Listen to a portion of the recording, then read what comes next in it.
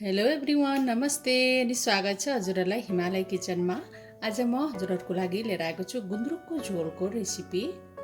ल अब यसको लागि मैले यहाँ कराईमा एक ठुलो चम्चा तेललाई तताउन राखेकी छु र मैले यसमा पुरा आधा सानो चम्चा जिरा, त्यसैगरी एउटा रातो सुकेको खोर्सानी,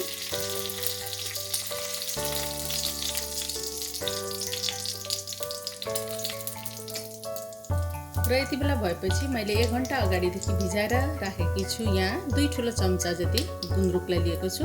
त्यो गुन्द्रुकलाई राखेँ मैले।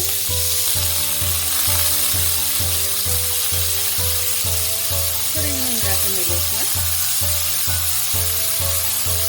अब यो गुन्द्रुकलाई चाहिँ 4-5 मिनटसम्म मजाले फ्राई गर्नुपर्छ। यसरी चलाउँदै चलाउँदै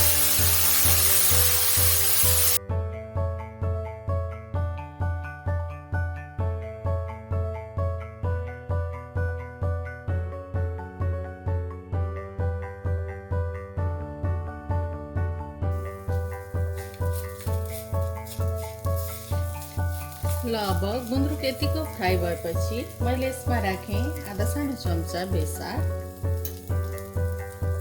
सानो चम्चा काश्मिरी रातो खुर्सानीको धुलो, 1 सानो चम्चा लसुन र अदुवाको पेस्ट। हजुरहरूले काटेर लसुन र अदुवालाई मसिनो टुक्रा गरेर पनि लिन सक्नुहुन्छ यसमा। त्यसैगरी मैले यसमा राखेँ 2 ठुलो चम्चा काटेको हरियो प्याज,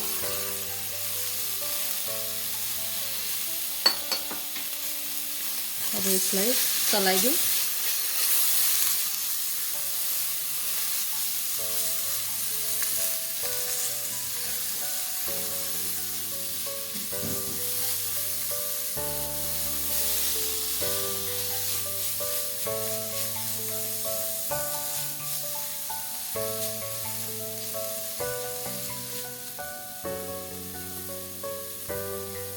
म चाहिँ गुन्द्रुकमा आलु पनि मिसाएर बनाउँदैछु। मैले यहाँ एउटा मिडियम साइजको आलुलाई बोइल गरेर अनि यसरी ठुल्ठुलो चानापारा काटेर लिएको छु। त्यसलाई राखेँ,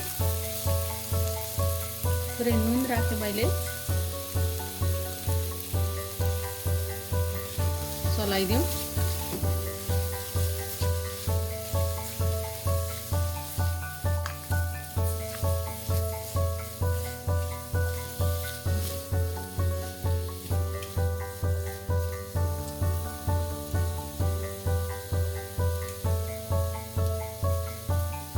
त्यसैगरी मैले राखेँ 1 सानो चम्चा जिरा र धनियाँको पाउडर,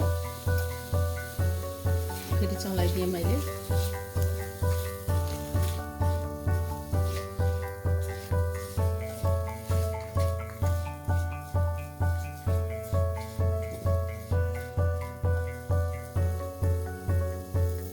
र अब 2टा मिडियम साइजको टमाटरलाई मसिनो गरेर काटेर लिएको छु, त्यसलाई राखेँ। गुन्द्रुकमा चाहिँ हामीले टमाटर राम्ररी राख्नुपर्ने हुन्छ। टमाटर जति राख्यो त्यति स्वादिलो बन्छ हाम्रो गुन्द्रुकको झोल। नुन राखेँ फेरि मैले। टमाटर राखेपछि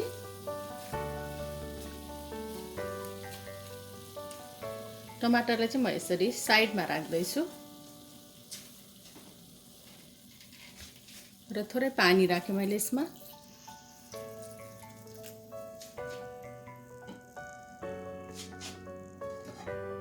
अब यसलाई छोपेर टमाटर राम्ररी गलुन्जेलसम्म पकाउनु पर्छ।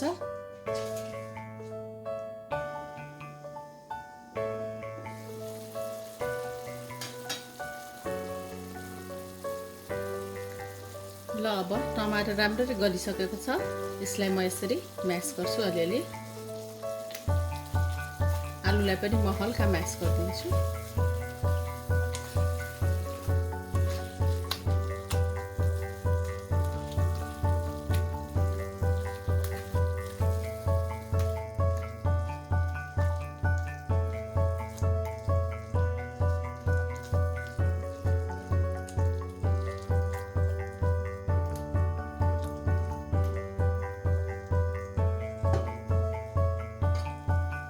र यसमा म राख्दैछु केही हरियो धनियाँको पत्ताहरू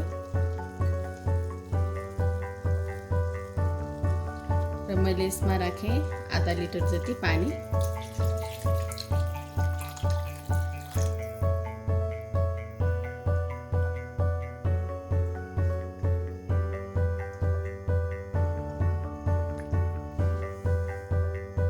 चाहिँ थोरै नुन थप्दैछु म आफ्नो स्वाद अनुसार।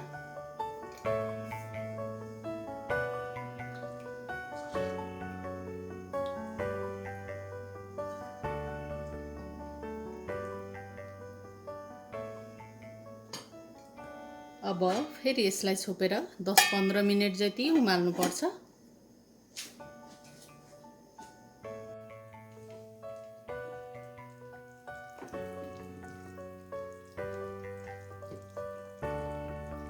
र अब हाम्रो गुन्द्रुक पाकेर रेडी भएको छ। यसमा म राख्दैछु बाँकी रहेको हरियो धनियाको पत्ता।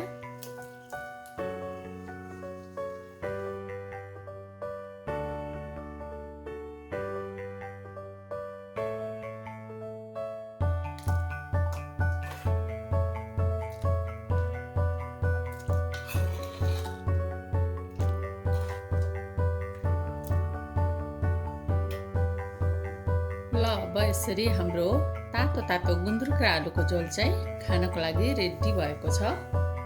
हजुरहरू पनि यसै गरी गुन्द्रुक र आलुको झोल बनाएर अवश्य पनि इन्जोय गर्नुहोला। एकदमै मिठो बन्छ यसरी बनाउँदा। हस् त यो रेसिपी हजुरहरूलाई राम्रो लाग्यो भने हाम्रो भिडियोलाई लाइक, कमेन्ट, सेयर गरिदिनु होला। यस्तै रेसिपीहरूको लागि हाम्रो च्यानललाई सब्स्क्राइब पनि गरिदिनु होला। सब्स्क्राइब गरिसकेपछि नजिकै रहेको नोटिफिकेसन बेललाई पनि अवश्य पनि क्लिक गरिदिनु होला। फेरि पनि यस्तै मिठो परिकारको रेसिपी लिएर आउने नै छु। हाम्रो भिडियो हेरिदिनु भएकोमा हजुरहरूलाई धेरै धेरै धन्यवाद।